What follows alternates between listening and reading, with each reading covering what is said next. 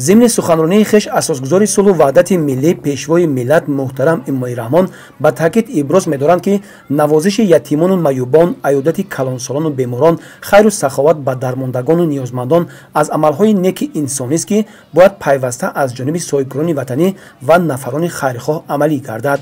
این دستور هدایت‌های سرور دولت را صاحبکاران جوان جماعت دهات اوریان شهر حصار اویله ناروفا سرمشق کار خود نموده دست جمعانت توی سنتی 20 نفر کودکان منطقه را برگزار نمودند.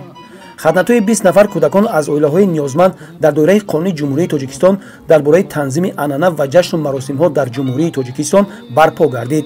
مسئولین مقامات محلی و دیگر اشتراکچیان ضمن شادباشی خود تاکید داشتند که همه این تدبیرهای اجتماعی در دوره هدایت‌های خیرخواهانه راهبر دولت و حکومت جمهوری تاجیکستان مخصوصاً سرور دولت امامای رحمان از جانب شخصان سخاوتمندان دیار راه اندازی می‌گردد. در برابر برپا نمودن توی ختنه‌سور همزمان از جانب صاحبکاران و مقامات اجرایی حکومت دولتی شهر به جمع کودکان خوش‌طالع سر و لباس و تحفه‌های خاطروی و به عائله‌هایشان کمک مالی رسانیده شد. مادران از این اقدام نیک حکومت جمهوری تاجیکستان و صاحبکاران اظهار منتداری نموده ابراز داشتند که مبلغی برای گذراندن توی سنتی ذخیره نموده را برای از خود کردن دانش‌های زمانوی فرزندشان صرف خواهند کرد. هدف از راه اندازی گردن چنین اقدام‌های نیک جوانمردی پیشگیری نمودن هر گونه صرف و خراجات‌های بیهوده و در این زمینه بهداشت سطح زندگی اهالی میباشد.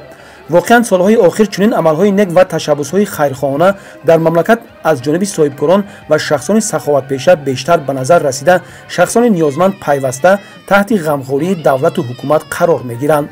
برگزار نمودن ختنه‌سوری کودکان از اویله‌های نیازمند در مملکت سالهای آخر به حکم عنعنه درآمده است. مسئولین مقامات اجرایی حکومت دولتی شهر حصار برگزاری چنین معرکه‌ها را مهم دانسته برای صرفه بودجه اویله و پیشگیری خراجات ضرورتی سری وقتی می‌حسابند.